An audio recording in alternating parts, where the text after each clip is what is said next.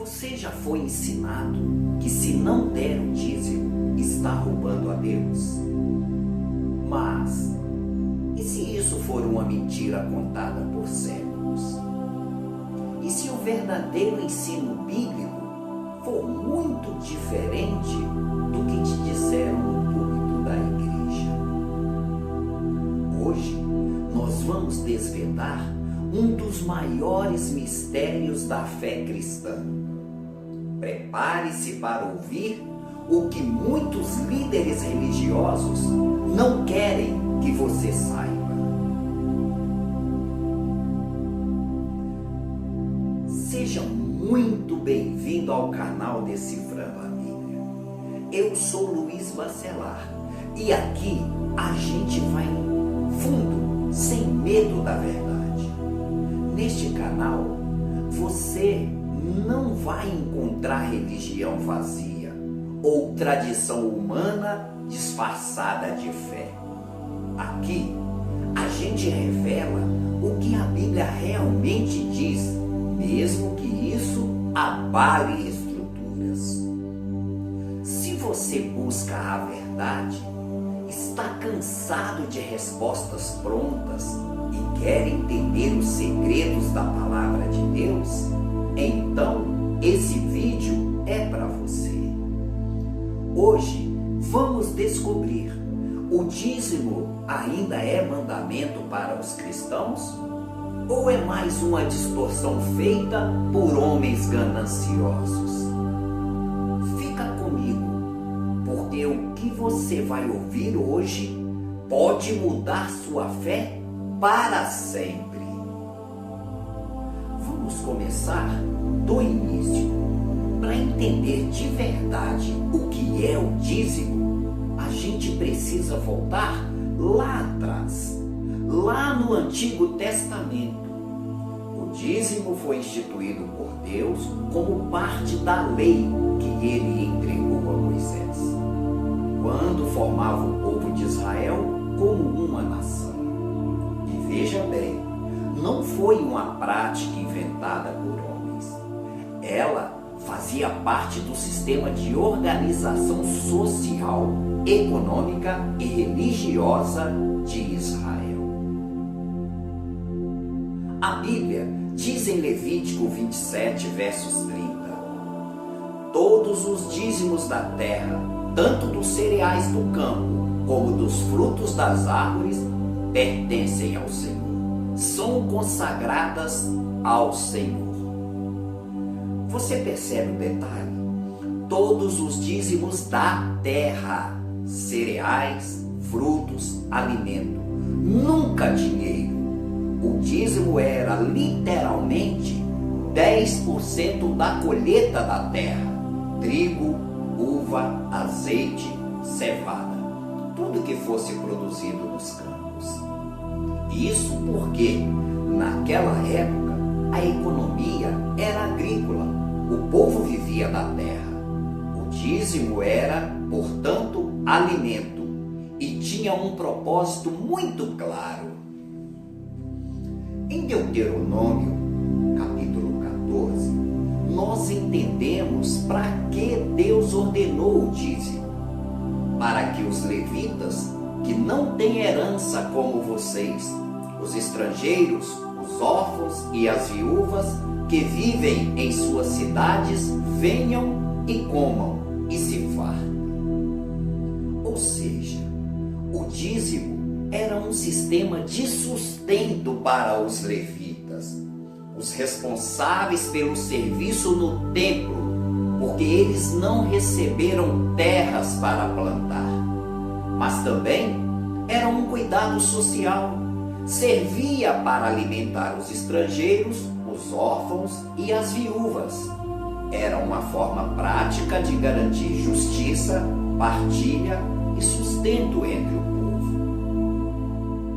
Em nenhum momento da lei de Deus, o dízimo foi cobrado em forma de moeda ou dinheiro.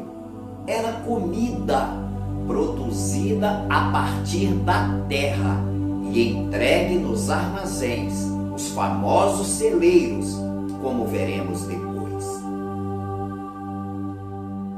Então, guarda isso. O dízimo bíblico era alimento, não dinheiro, e sua função era social, espiritual e comunitária. E mais, ele foi dado a um povo específico, em um tempo específico, sob uma aliança específica, a lei de Moisés. Agora que você já entendeu o que era o dízimo, vamos falar sobre para que ele servia. Muita gente pensa que o dízimo foi criado para sustentar líderes religiosos com luxo, ou como uma forma de comprar bênçãos de Deus. Mas a verdade é que Deus nunca instituiu o dízimo para enriquecer ninguém, muito menos para ser usado como ferramenta de medo ou chantagem espiritual. O dízimo foi criado com um propósito muito mais nobre e justo: cuidar dos necessitados e sustentar os levitas, aqueles que serviam no templo e não possuíam terras para plantar. Olha o que está escrito em Deuteronômio, capítulo 14, versículos 28 e 29. Ao fim de cada 3 anos, tragam todos os dízimos da colheita desse ano e armazenem-nos em suas cidades, para que os levitas, que não têm propriedade nem herança, os estrangeiros, os órfãos e as viúvas que vivem em suas cidades possam vir, comer e saciar-se, para que o Senhor, o seu Deus, os abençoe em todo o trabalho das suas mãos. Isso é muito claro. O dízimo era parte de um sistema de justiça social, um sistema criado por Deus para que ninguém passasse fome no meio do povo. Veja como Deus se preocupa com os mais vulneráveis: os levitas, os estrangeiros, os órfãos e as viúvas. A cada 3 anos, o povo separava parte da colheita e armazenava dentro das cidades, para que essas pessoas pudessem comer e viver com dignidade. Era uma ordem prática, solidária e justa. Não tinha a ver com espiritualidade mágica, nem com prosperidade em troca de sacrifício. Não era uma barganha com Deus, como infelizmente muitos pregam hoje. Era um dever do povo de Israel dentro da aliança da lei, que Deus estabeleceu exclusivamente com aquela nação. Ou seja, o dízimo fazia sentido dentro de um contexto teocrático, onde o templo, os levitas e todo o sistema religioso funcionavam como parte da estrutura do próprio Estado de Israel. Fora desse contexto, usar o dízimo como se fosse uma regra eterna e universal é tirar o texto do seu lugar original e criar um peso que Deus não colocou. Agora, vamos falar de um dos versículos mais usados e também mais distorcidos por líderes religiosos nos dias de hoje. Malaquias capítulo 3, versículo 10. Trazei todos os dízimos à casa do tesouro, para que haja mantimento na minha casa, e depois façam prova de mim, diz o Senhor dos Exércitos. Quantas vezes você já ouviu esse texto sendo citado no púlpito, com um tom de ameaça, medo ou cobrança espiritual? A verdade é que esse versículo não foi escrito para os cristãos de hoje. Ele foi dirigido a um povo específico, os israelitas, que estavam em rebeldia e não estavam cumprindo a lei de Deus, a lei que Deus havia dado a Moisés. Vamos ao contexto.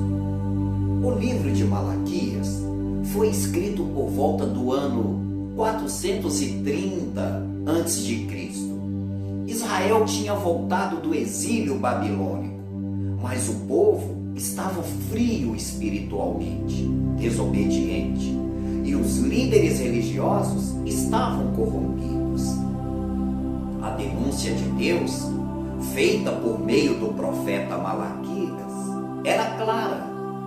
Os sacerdotes estavam desprezando o templo e o povo estava retendo os dízimos de alimento que deveriam ser levados à casa do tesouro, para que houvesse mantimento, ou seja, comida para os levitas, órfãos, viúvas e estrangeiros. Sim, novamente estamos falando de alimento e não de dinheiro. E quando Deus diz, fazei prova de mim, Ele está se referindo às bênçãos naturais que viriam sobre a terra. Chuva no tempo certo, colheitas abundantes e a proteção contra as pragas agrícolas, como os gafanhotos, que destruíam plantações inteiras. O texto fala de devorador e consumidor, mas não está falando de demônios espirituais. Está falando de insetos reais, pragas comuns no Oriente Médio naquela época. Só que o que vemos hoje é outra coisa. Pastores, padres, líderes religiosos pegam esse versículo fora do contexto e usam como instrumento de medo e manipulação. Eles dizem que se você não entregar 10% do seu salário na igreja, você está roubando a Deus e será amaldiçoado com doenças, desemprego, pobreza ou ataque de demônios. Isso é mentira. Isso é chantagem emocional e espiritual. E o pior, é uma distorção grave das Escrituras, feita com o único objetivo de enriquecer os próprios líderes. Essa prática não tem nada a ver com o Evangelho de Cristo. Aliás, a própria Bíblia mostra que os cristãos não estão mais debaixo da lei de Moisés. Em Atos capítulo 15 do Concílio de Jerusalém, os apóstolos, guiados pelo Espírito Santo, deixaram claro que os gentios convertidos não estavam obrigados a seguir os mandamentos cerimoniais da lei, incluindo o dízimo. Se nem os primeiros cristãos foram obrigados a isso, por que insistem em impor esse jugo hoje? Agora, vamos entender o que Jesus realmente ensinou sobre o dízimo. Em Mateus capítulo 23, versículo 23, Jesus diz o seguinte: dais o dízimo da hortelã, do endro e do cominho, mas desprezais o mais importante da lei, a justiça, a misericórdia e a fé.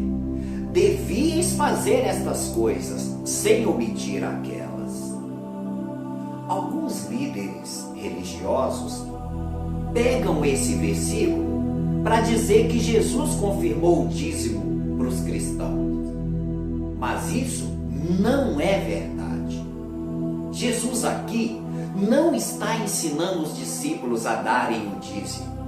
Ele está censurando os fariseus, os religiosos da época que cumpriam a lei com legalismo, mas ignoravam o que realmente importava: a justiça, a misericórdia e a fé. Os fariseus separavam até as folhas mais pequenas da horta para dar como dízimo, mas não se importavam com os pobres, nem com os necessitados, nem com a vida justa diante de Deus.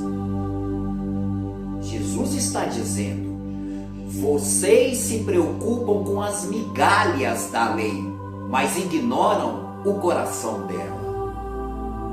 Isso não é um apoio ao sistema de dízimos, é uma crítica clara à hipocrisia religiosa.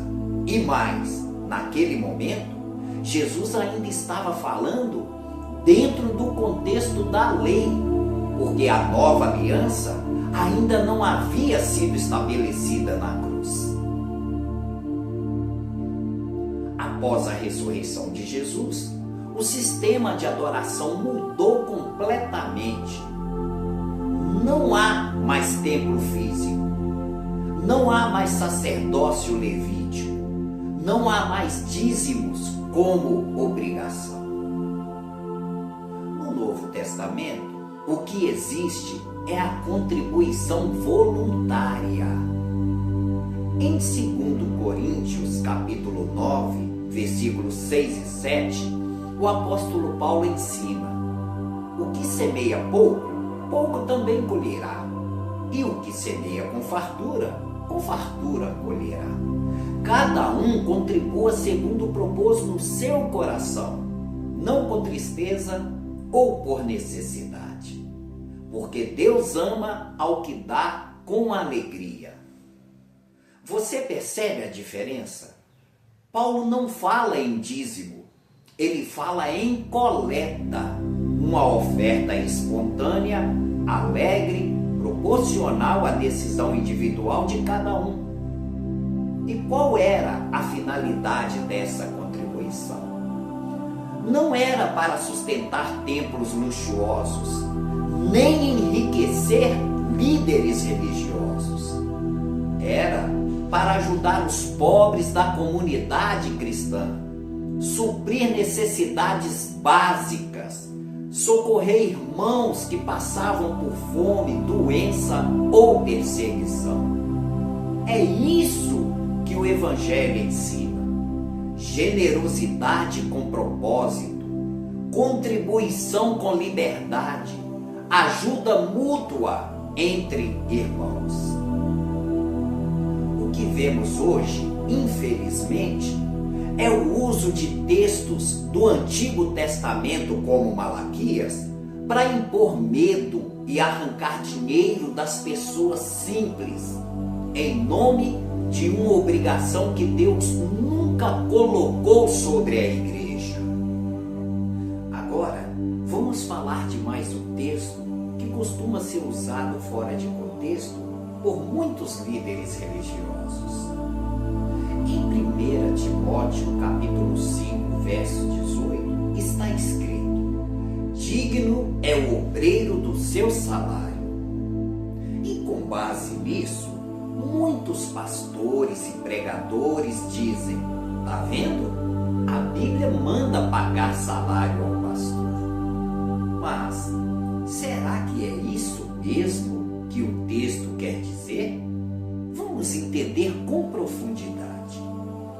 Quando Paulo escreveu isso a Timóteo, ele não estava criando uma doutrina de salário para líderes religiosos. Ele estava ensinando que todo trabalhador é digno de receber sustento.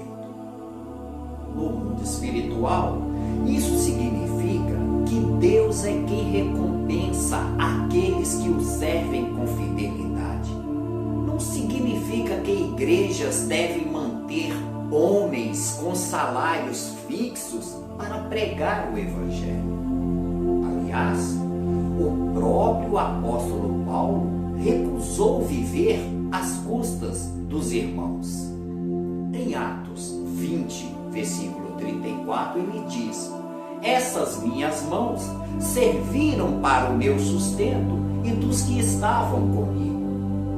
Paulo fazia tendas, ele trabalhava com as próprias mãos e fazia isso para não ser pesado à igreja, para dar exemplo e para não dar motivo para ninguém suspeitar da sua intenção.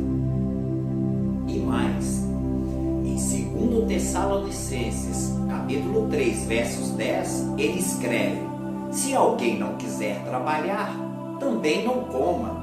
Ou seja, o trabalho era um princípio de honra e dignidade. Paulo nunca pregou o evangelho como profissão.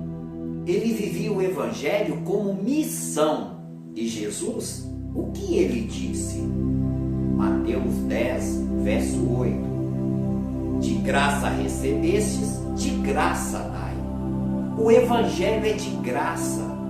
Foi-nos dado gratuitamente por Deus e deve ser entregue ao mundo da mesma forma, sem preço, sem comércio, sem cobrança. Mas, infelizmente, hoje, muitos líderes fingem não entender essa verdade espiritual. Eles usam versículos fora de contexto para justificar salários, cachês, luxos e até dízimos obrigatórios, como se pregar fosse uma carreira profissional e não um chamado. Mas a Bíblia é clara quanto à condenação daqueles que fazem isso. Em 2 Pedro capítulo 2, verso 3 está escrito: em sua ambição pelo dinheiro, esses falsos mestres vão explorar vocês, contando histórias inventadas. Mas faz muito tempo que o juiz está alerta e o destruidor deles está bem acordado. Esses líderes podem até enganar por um tempo, mas Deus não está dormindo. A justiça virá. O verdadeiro obreiro não vive do evangelho. Ele vive pelo evangelho. E Deus é quem supre todas as suas necessidades. Hoje, infelizmente, vemos uma distorção perigosa do evangelho. Pessoas que dizem servir a Deus, mas na verdade servem a Mamon, o Deus das riquezas. Jesus foi claro em Mateus 6, versículo 24. Ninguém pode servir a dois senhores, porque ou há de odiar a um e amar o outro, ou se dedicará a um e desprezará o outro. Não podeis servir a Deus e a Mamon. Mamon aqui não é apenas um símbolo da riqueza, é uma entidade espiritual, representando a avareza, a ganância, a idolatria do dinheiro. É o próprio sistema mundano que tenta ocupar o lugar de Deus no coração humano. Veja que quando Jesus foi tentado no deserto, o diabo não ofereceu a ele sabedoria, amor ou paz. O diabo ofereceu o quê? Riquezas e poder. Tudo isto te darei, se prostrado me adorares. Mateus 4, verso 9. Quem ofereceu os reinos do mundo e a glória deles foi Satanás. As riquezas que visam a adoração, a submissão e a troca com a alma humana não vêm de Deus. Jesus não caiu nessa armadilha. Ele respondeu com firmeza: ao Senhor teu Deus adorarás e só a Ele servirás. Mateus 4, verso 10. Mas o que vemos hoje? Sacrifícios financeiros, sementes de R$1.000, desafios de fé, campanhas de prosperidade. Isso é estelionato espiritual. É como transformar a fé em moeda de troca. É o mesmo espírito que tentou Jesus no deserto. Quando Jesus chegou ao templo e viu o que estavam fazendo ali, vendendo, trocando moedas, explorando a fé das pessoas, ele se enfureceu. Está escrito: a minha casa será chamada casa de oração, mas vocês a transformaram em covil de ladrões. Mateus 21, verso 13. Jesus não foi conivente, ele os expulsou. Hoje, muitos templos se tornaram verdadeiros centros de comércio religioso. A lógica é a mesma. Você dá o dízimo, Deus te dá um carro. Você faz uma doação acima das suas possibilidades e Deus multiplica 100 vezes mais. Isso é barganha. Isso não é evangelho. A proposta de Deus nunca foi essa. A proposta de Deus não é te enriquecer nesta terra, mas te dar a vida eterna. Ele pode sim abençoar financeiramente. Ele não condena a riqueza. O livro de Provérbios ensina, inclusive, princípios para conquistar a prosperidade com trabalho honesto, sabedoria e diligência. Mas Deus abomina a exploração da fé do povo para enriquecimento pessoal.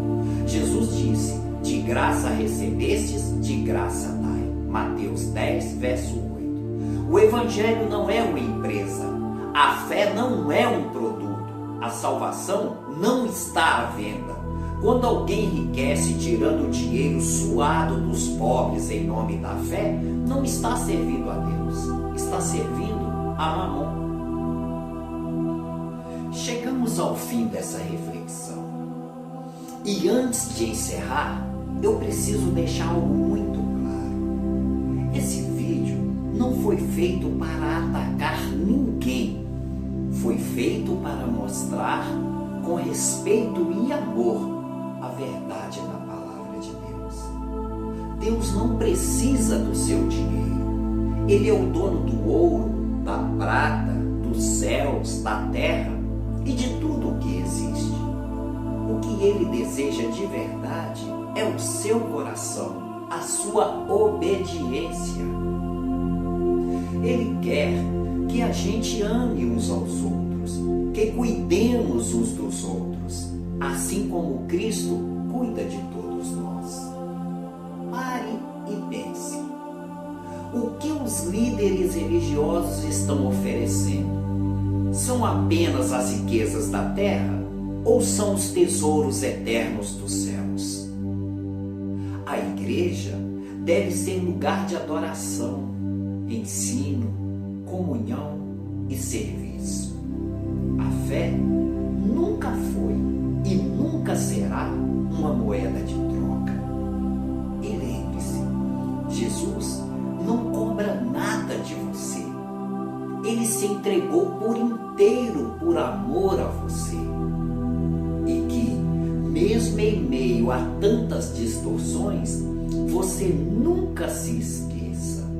O plano de Deus continua sendo o mesmo: amor, verdade e vida eterna em Cristo Jesus. Te espero na nossa próxima jornada pela palavra. Deus te abençoe poderosamente.